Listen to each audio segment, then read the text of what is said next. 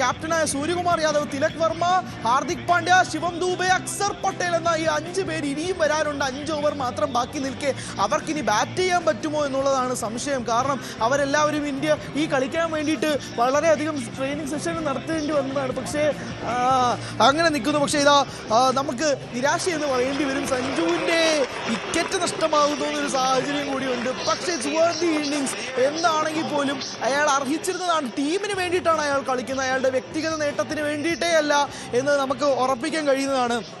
അങ്ങനെ വ്യക്തിഗത നേട്ടത്തിന് വേണ്ടി കളിക്കാൻ വേണ്ടിയിട്ടായിരുന്നെങ്കിൽ അയാൾക്ക് എന്നേ തീർക്കാമായിരുന്നു സെഞ്ചുറി. പക്ഷേ സഞ്ജു പുറത്താകുന്നു. നമുക്ക് കാണാൻ കഴിയുന്നത് സഞ്ജു പുറത്താകുമ്പോൾ ജെയിംസ് നിഷമിൻ്റെ കളിയാണ്. എഴുന്നേറ്റ് നിന്ന് അഹമ്മദാബാദിലെ ഓരോ കാണികളും എഴുന്നേറ്റ് നിന്ന് കൈയടിക്കും. നിങ്ങൾ എവിടെയൊക്കെ ഫാൻ പാർക്ക് ഇന്ത്യ ഒട്ടാകെ തന്നെ വെച്ചിട്ടുണ്ടോ ആ സ്ക്രീനിന് മുന്നിൽ നിന്നുള്ള എല്ലാവരും എഴുന്നേറ്റ് നിന്ന് കൈയടിക്കും. ഇവിടെ നിങ്ങൾ ടെലിവിഷൻ സ്ക്രീനിൽ നിന്ന് ഓരോ വീട്ടിൽ പോയി ക്യാമറ ദൃശ്യങ്ങൾ പകർത്തിയാലും എഴുന്നേറ്റ് നിന്ന് കൈയടിക്കും. മൊബൈൽ സ്ക്രീനിൽ നിന്ന് ആര് കണ്ടുകൊണ്ടിരുന്നാൽ പോലും അവരും എഴുന്നേറ്റ് നിന്ന് കൈയടിക്കും. 8 സിക്സറുകൾ പിറക്കുന്നു അയാളുടെ ബാറ്റിൽ നിന്നും മാത്രം. ഈ ഇന്നിങ്സിൽ നിന്നായി 46 പന്തുകളിൽ നിന്നും 89 റൺസ്. കഴിഞ്ഞ മത്സരത്തിൽ എടുത്ത അതേ റൺസ് 89 എന്ന ഇംഗ്ലണ്ടിനെതിരെ അടിച്ച അതേ റൺസുമായിട്ടാണ് സഞ്ജു പുറത്തേക്ക് പോകുന്നത്. ആ ഇന്നിങ്സിന് സ്വർണത്തിന്റെ തിളക്കമുണ്ട്, സെഞ്ചുറിയുടെ തിളക്കമുണ്ട്, ഇന്ത്യ എത്തിച്ച 203 തിളക്കമുണ്ട്.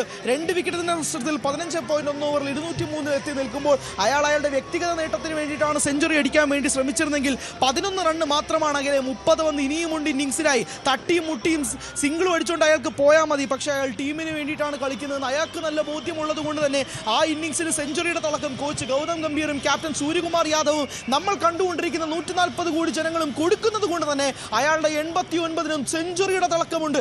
കഴിഞ്ഞ മത്സരത്തിന്റെ 89നും സെഞ്ചുറിയുടെ തിളക്കമുണ്ട്. അയാൾ നോട്ട് ഔട്ടായ 97നും സെഞ്ചുറിയുടെ തിളക്കമുണ്ട്. അയാൾ വിയർപ്പ് തുന്നിയിട്ട കുപ്പായമാണ്. അത് വിട്ടുകൊടുക്കാൻ അയാൾ തയ്യാറാകുന്നില്ല എന്ന് അയാളുടെ SG ബാറ്റിൽ നിന്നും വീണ്ടും അയാൾ വിളിച്ചു പറയുന്ന കാഴ്ച.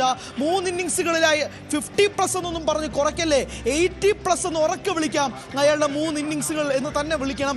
97, 89, 89. അങ്ങനെ മലയാളി താരം സഞ്ജു സാംസൺ ഗ്രൗണ്ടിൽ നിന്നും പുറത്തേക്ക് പോകുമ്പോൾ അഹമ്മദാബാദിൽ കളി കൊണ്ടുകൊണ്ടിരിക്കുന്ന ഒരു മനുഷ്യൻ പോലും ഇരുന്നു കൊണ്ട് പോലും കൈയടിക്കില്ല.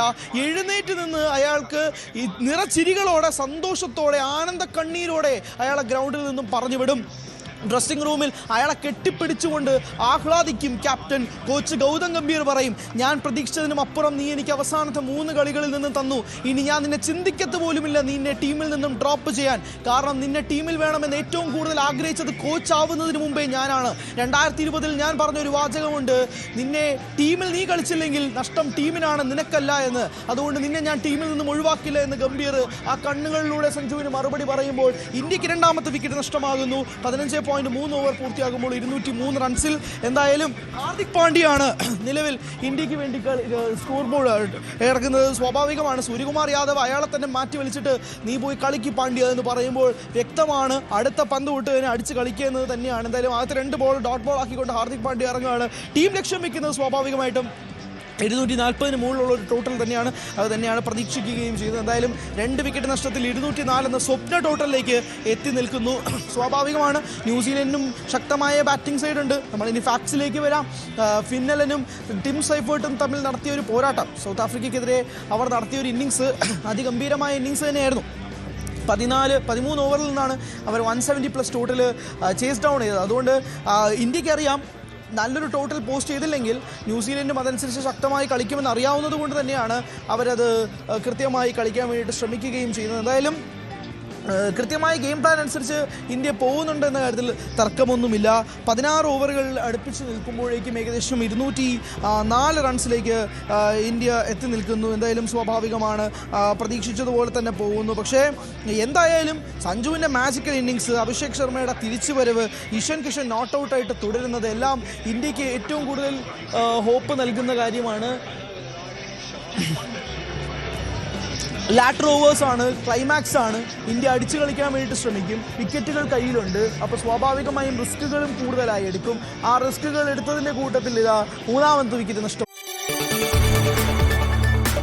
കൂടുതൽ വാർത്തകൾക്ക് News 18 Keralam YouTube channel subscribe ചെയ്യുക.